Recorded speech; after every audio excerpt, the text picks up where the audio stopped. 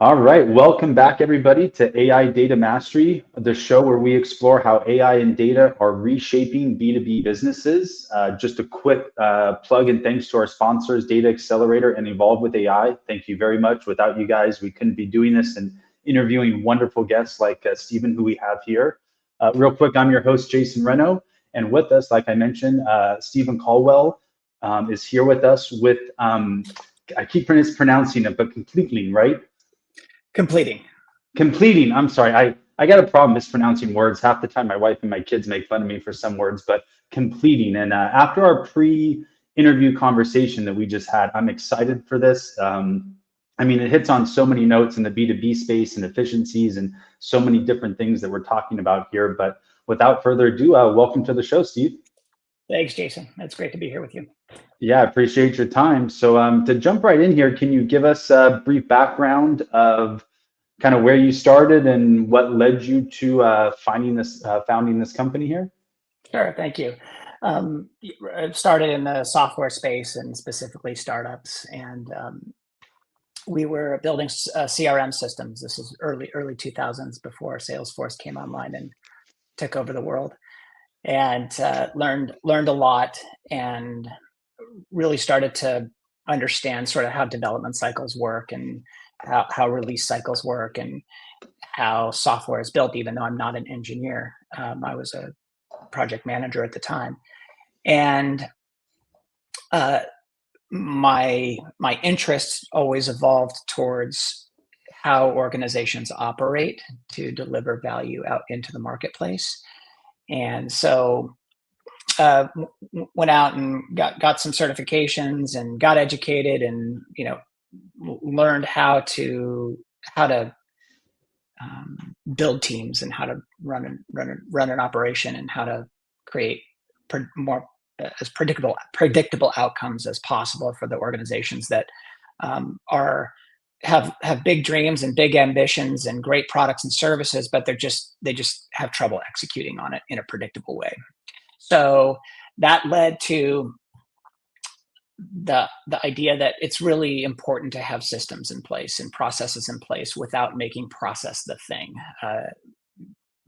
We always want to make the customer the thing and ensure that we're relentlessly focused on bringing value to the marketplace and bringing value to the customer.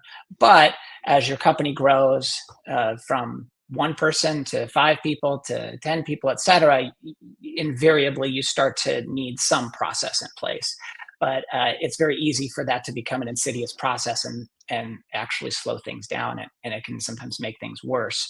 So we right now are very much focused on helping companies reduce the noise and chaos and quiet down all of the interruption that is common in today's workspaces to our hyper fast workspaces to help them build more predictability in their day-to-day execution while honoring the limited finite energy and capacity that their teams have. And so you need systems, you need workflows, you need process, and then of course you can layer AI around good process, but the focus should always be on how do we get to market sooner with products and services that our customers actually want and care about and will pay for. So it sounds like you like, so before like an AI tool or before all the CRM or before all this stuff is implemented, you take a step back and develop like the framework and the outline and the procedures. Then you find the problems or the bottlenecks within the business, and then you insert CRMs, AI tools, data management tools, analyzation tools, whatever tools that are needed to alleviate those bottlenecks and make the business run more efficiently. Great question. So I would just that's correct. I would just add on that the tool is one aspect of the overall execution framework, and the process or the core processes that make the business run, from marketing to finance to operations support, et cetera, the core processes ideally are as simple as possible, requiring as minimum manual input as possible around all the things that revolve around how we assign work in our organization, how we move tasks, how we move development, how we move priorities through the organization, through the team, with as much visibility as possible and in as few clicks as possible, in as few meetings as possible. We're really trying to reduce the number of meetings that are occurring in an organization to know who's working on what, by when, and what the agreements and commitments are. The tools, the AI, the automations are all there to amplify and simplify those core processes. But it's multifaceted, and I would just characterize it in three ways. Yes, the tool's important, but tools can also create more complexity. It's oftentimes making things more cluttered. And so we're very much about how do we delete parts of the process that do not need to exist? How do we remove complexity? How do we simplify from a process standpoint? And then what are the routines and practices that we're running as a team week to week to allow everyone the space to actually focus on the work without the excessive Slack messages, Teams messages, and all the interruption that flows throughout the day through consolidating the apps into specific communication channels for specific activities. And so, yes, the tool's important to your point, but it's just one part of the overall efficiency equation. Gotcha. Yeah. You guys are looking at the big picture. Yeah. What ends up happening is it's very common. The tool becomes the shiny object, and there's a tendency to think that the tool is going to save the day, and it will not save the day. If you have poor project practices week to week, no tool is going to save the day. So yeah, the other you thing call is, it on your website. I read that on your website. You call it the Band-Aid effect or something like that. I think you're just putting a sure. Band-Aid on the problem rather than solving the problem. I think Yeah. I remember seeing that on your website. That's right. So we are looking at that whole operational equation, but we're not trying to create these big, like I said, big grand visions. We're really trying to solve on the ground level for what's going to bring the most value to the business the soonest in terms of on the ground execution day to day. Now, do you guys work remotely? Do you guys travel and go in and actually visit the companies and the locations, or is this all done remotely? Great question. It's both. Most of our work is remote, but we also do on-site trainings, and we do help companies get their. A lot of the tools that we're focused on would be these workflow management tools like Asana, Monday, ClickUp, Trello, and Airtable, and this sort of new genre of project management application. Mm-hmm. And so oftentimes they're already using these tools. They're just bottlenecked. They've sort of become weighed down by just ineffective use of the tool. And so oftentimes we'll just sort of get things organized and simplified, and then we'll go on site and do a training and spend some time with the teams. Yeah. Gotcha. And then from your own business standpoint, if we could talk a little bit about what you're doing to grow completing, from a marketing standpoint. I mean, running ads, are you doing trade shows? Do you send out emails? Kind of what's the current marketing plan? What's worked, what hasn't, and where do you see it going here into 2026? Yeah, great question. As a systems person, I'm not a marketing person. We're learning. And so our goal obviously is to get in front of companies that are actively wanting to innovate and improve their efficiency, of course leveraging AI, but also taking a whole process approach to it. And so in terms of marketing, obviously we're doing cold outreach. A lot of our clients are referred to us. We try to be diligent about posting our case studies and letting the results speak for themselves. And then of course, we're doing an email newsletter, and we're continually following up with our lists. And we have a CRM system that we use here to help us automate some of the follow up. And we're trying to maintain that high touch and not try to over automate some of these processes, because that can come, particularly when it comes across to across to clients as something that's automated. You lose that personal touch, and that can damage trust very quickly in an instant. Yeah. We were talking about that. I was recording the show in the last couple of days, and that was one of the things we we're talking about is where do you, like these AI SDRs and the emails that, send out the initial messages and, to generate the replies, but then where do you stop like kind of the AI and automation and then bring in that personal touch to, continue to foster that relationship? Because, in the e-com space, when you're trying to sell a tube of toothpaste or a pair of shoes, AI can probably get you all the way through the sale and get that person to buy a, $50 pair of shoes or a $4 tube of toothpaste or whatever. But AI is not going to put together a proposal and close a 6-figure 1-year contract with the B2B so it's like, where do you take automation and then start that personal relationship? Yeah. And that's where I feel like even, working with B2B companies myself, they still sometimes have that impression, well, like, hey, if I'm going to run some ads or if I'm going to spend some money in marketing, I want an immediate result. And it's like, okay, well, you told me ahead of time you have a 6 to 12 month buy cycle from your clients. If I start the relationship now, is it realistic that you're going to have a client in 30 or 60 days from now if you have a 6-month buy cycle? So I think that's also the same. One of the hats that we wear is showing these B2B businesses that, hey, you have to, don't quit before the magic happens. You have to let the cycle start. You have to let it go. And there's a lot of ways that you can benefit from marketing, building trust and credibility, like you said, outside of even just newsletters and, things of that nature. Jason, I think you bring up a really good point there. I'll just mention before I lose it. Generally speaking, B2B sales has been inconsistent in terms of the nurturing of the relationship. So the company, the solution provider, if you will, stays top of mind at the time the client is actually ready for a decision.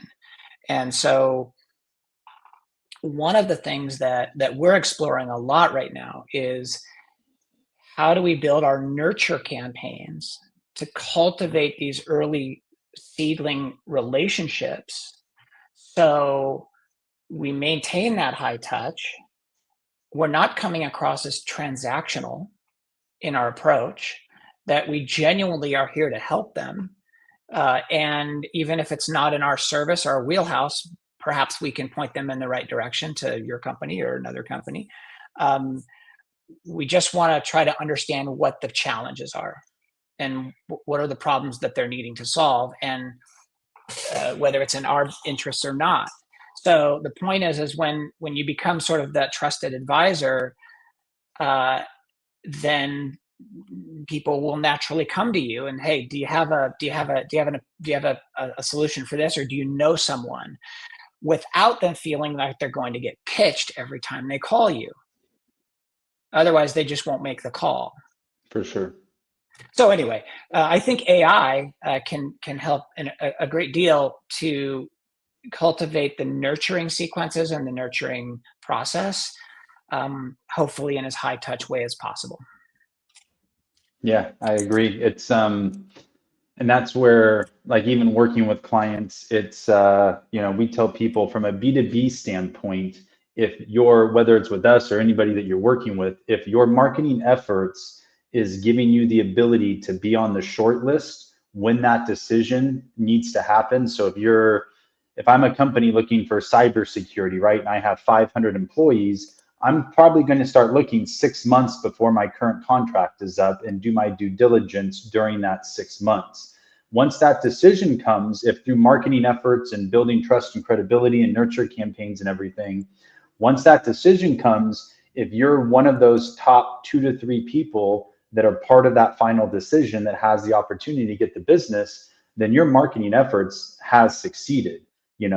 As a marketing company, you can't make them, you can't close the deal for them and get them over the hump. But if we can build enough trust and credibility during that 6-month process, so you are on the short list and you have that opportunity, then in my opinion, from a B2B standpoint, your marketing efforts are doing a phenomenal job. Agreed. Yeah, it's and you just, you know, if you've been in business for a period of time, you realize that it is truly about the relationship. And if AI can help solidify and build trust, then great. It just needs to be thought out in a way that doesn't jeopardize the goodwill that's already been built, because that can happen quickly. Yeah, because as soon as they feel like another number, as soon as they get the hey Jason and then some generic email where they're like, oh, he just, AI typed that up and he just sent it to 10,000, the same email to 10,000 people. It's like, delete, I'm moving on to the next one. That's right. Versus the personalized email that, somebody took a minute or two, or heck, even nowadays that AI took a minute or two and pulled dynamic variables in. So it looks like it's very personalized, making that extra effort goes a very long way. But I think every business is a little bit different on where they need to go from automation to personalization, just depending on the buy cycle, the product, and things of that nature. But I agree. I think that's the biggest missed opportunity. There is that educational process during, like, whatever that buy cycle is. Let's just say a 6-month buy cycle. What are you doing during that 6 months to build trust and credibility? Because like you had mentioned earlier, there's just so much noise in every market space. I don't care if it's B2B, B2C. I don't care if you're B2B aerospace manufacturing. There's just a lot of noise in almost every marketplace now. So how do you build trust and credibility and solidify yourself as that, as that professional that somebody wants to work with, out just calling, without stalking them every day and calling them. Absolutely. Yeah. Well, to your point, you've got to always be bringing value. Mm-hmm. And you've got to be able to bring value without expecting something in return. Correct. So, but that's where it goes, where I feel like a lot of businesses, they just want to spew information where it's like, hey, check out this new product. We have 10% off, or we have this new product, but like, hey, instead, check out this article on the aerospace manufacturing industry. How does this affect you? Would love to chat about it. Something like that, that's a lot more personable than just what I like to call just throwing up at people. Like, stop throwing up your deliverables at people and start solving problems and adding value, right? Yeah, well said. Well said. Yeah. But I think sorry to cut you off there, but from a business to business standpoint, people are so engaged in their products or services because that's their livelihood, right? That's, especially from a founder or a leadership standpoint, and they get so narrowly focused on just deliverables and what we do, and we've spent years developing X, Y, Z, where then they forget about that kind of relationship building and, kind of thinking with their end in mind, where it's like, hey, let's cut out all the deliverables, but what is the end result that's going to happen for this client? Let's focus on that versus, the 5-year development process. Well said. You're right. It's I think our natural human tendency is to become enamored with our own shiny objects, and mm-hmm. It's not about us. It's about the client. It's about their problems and how are we going to make life easier for them. And they don't want to hear necessarily about your new whiz bang feature. Exactly. So yeah, go ahead. Oh no, I was just going to say, overall, like, what is you're obviously working with multiple businesses. What is the overall kind of tone towards AI? And like, do you feel like your clients they're embracing it, they're excited about it, they're like, hey, we have to incorporate this? Or is it the flip side, like, we're going to figure out how to work this without it, or like, are they scared? Are they embracing it? Where are they at on kind of the spectrum in terms of utilizing AI? Yeah, good question. I would say it is across the spectrum. So there's a lot of anxiety, understandably, because of the way the mainstream media is covering AI around the potential for, employment disruption, which is understandable. But there are other narratives that are influencing different audiences and how they're approaching AI. And so I'm seeing more and more the term AI native or native AI come up in job postings and hiring decisions. And so companies, no doubt, are looking for people who are very ingrained in these tools and are not do not hesitate to dive in and try an N8N workflow, or try some new agent tool that's going to execute a task and help them leverage some time, or help their teams leverage time. Uh, and on the other side, there are people who they want no part of it. And there's just a natural resistance to change. And it's no different than, well, let me say this. It may be different than what we encountered in the early 2000s or late 90s when the internet really came online, where we moved through these dramatic changes in how we work and how we function and how we consume, and how we operate and move through life. I think this is probably one of those times 10 when you look out the next 5 to 10 years, especially when you start to layer in robotics, okay, on top of this. So there's a lot of anxiety that's creating an understandable amount of resistance to change. But there's also a cohort of people, and our clients are no different, that are inside these organizations that are using every bit of AI that they possibly can to help make their days more productive. But as you know, old habits die hard. And if something's working and isn't broken, then there's not a lot of incentive built in to change it. So that's why we're really focused on, what is bogging your team down right now that's preventing them from delivering and building and creating the value that you're wanting them to create for the jobs that they were hired to do, versus responding to Slack messages all day. Yeah, or sitting in meetings all day. Exactly. Or sitting in meetings, or drafting documentation, or compiling reports. We all know that there is a colossal waste of human energy occurring in most organizations. Colossal waste of human energy that's sucked up by everything we just mentioned. That is completely unnecessary, especially when you look at the tools that are available. And in most cases, they're just not utilizing the tools that they already have to the best of their ability. Well, yeah, and you touched on that too. Like, a lot of these organizations, they might have a ClickUp or an Asana, but they're using them, just to, like, literally as a big to-do list or something like that, right? Where, it's just they're using them to 1/10 or 1/100th of their capability, where it's like, hey, you don't need more tools. Let's just use the tools that you have properly to their fullest capability, right? 100%. You're absolutely right. That's a big one. That is very common. They don't need to necessarily implement a new tool. There might be some middleware in there, maybe Zapier or Make or Yeah. some of these other agent tools that can integrate this data, so the data is flowing and you don't end up with these siloed processes. But a lot can be done with the existing stack that they already have. A lot. So in most cases.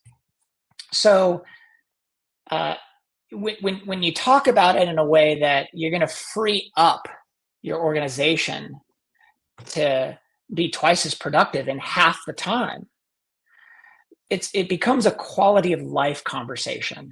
Your teams are going to be less burned out, less stressed. They're able to get their work done during business hours. They're not having to, get home at 8 or 9 or 10 o'clock at night and miss dinner with their kids and have to work all weekend long so they can't go to their kids' soccer games. While you as the employee is paying them double time and overtime and everything on top of it, right?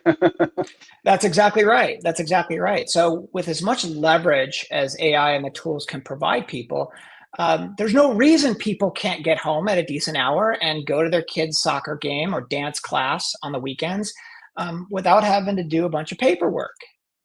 So uh, I would say to any leader, any company that has teams that are spending inordinate amounts of time outside of sort of general hours, like, again, unless you're a brand new startup, you just got funded and you're just trying to get to market and find product market fit, like that's a different scenario. I'm talking about most established businesses. Mm-hmm. If your teams are just stretched thin and you got all kinds of chaos, frustration, burnout, confusion, lack of visibility, all this stuff, it's completely unnecessary. There's a much more efficient way of working that actually protects people's finite energy and time. Yeah, we had talked about there was she was like a health and wellness coach, but with the focus on like corporate settings. And she was saying that's the biggest like fear with AI is everybody thinks like, hey, AI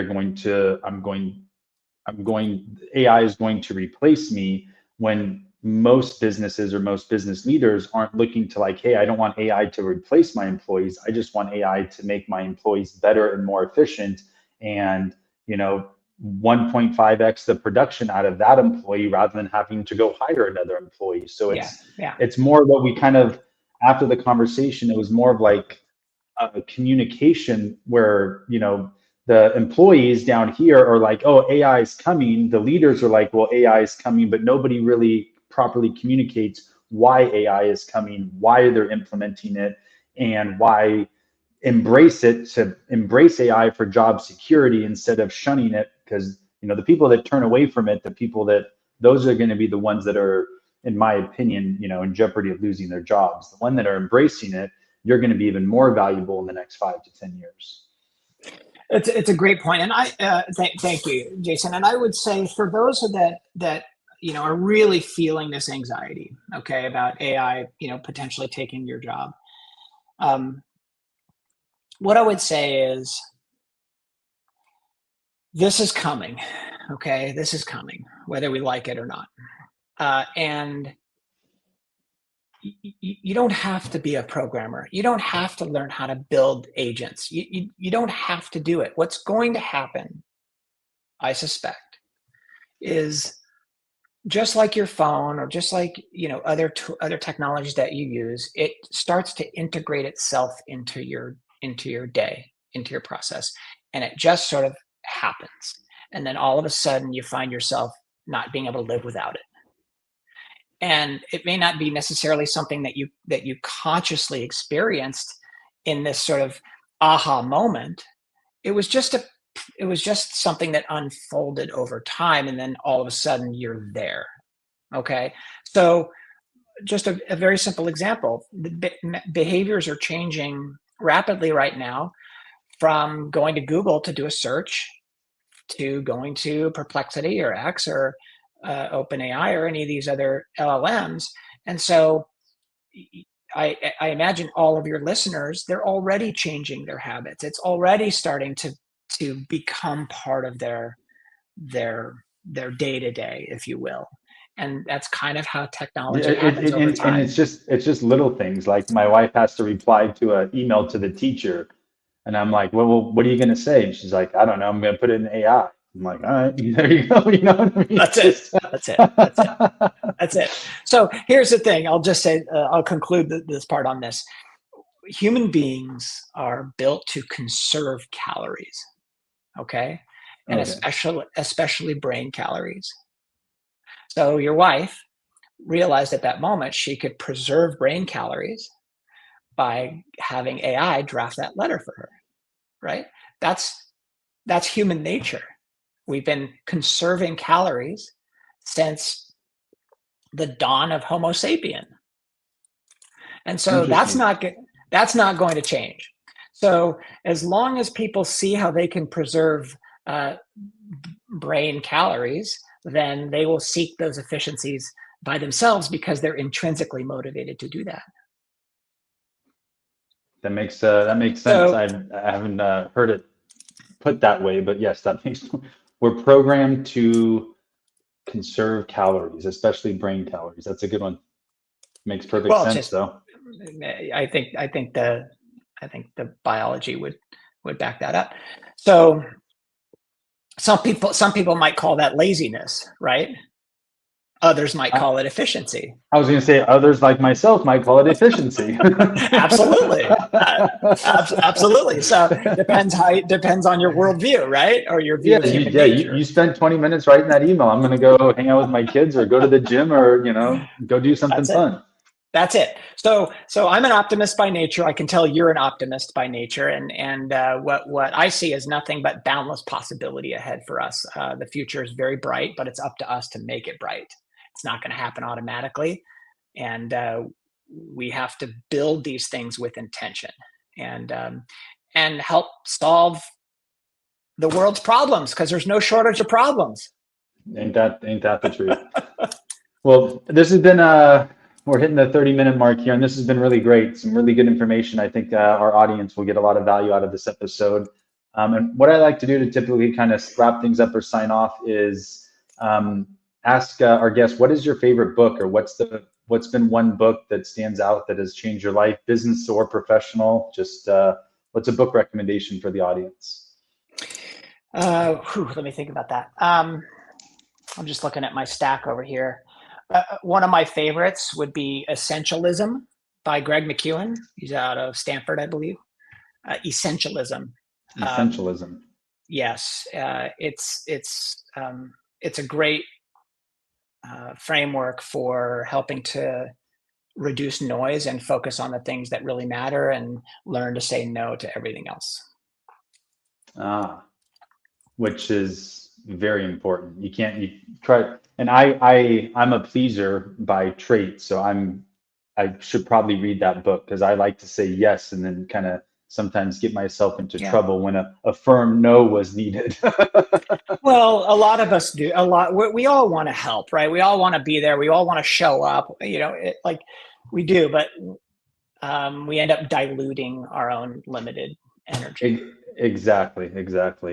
Awesome. Essentialism. We'll have to check that one out, and really appreciate your time. If for anybody, I can't imagine there's a B2B business owner that one of the problems that Stephen can solve through completing.com, wouldn't help out. I mean, as growing multiple businesses myself, I mean, you hit on so many key points where it's like, yep. It's just everything you said was 100% true. So please feel free to go check out completing.com, book a call with Stephen and his team, see if they might be a right fit for you. And Stephen, I really appreciate your time. Like I said, I think there's immense value here for the audience, and looking forward to possibly having you on the show again later on down the road and continuing the conversation.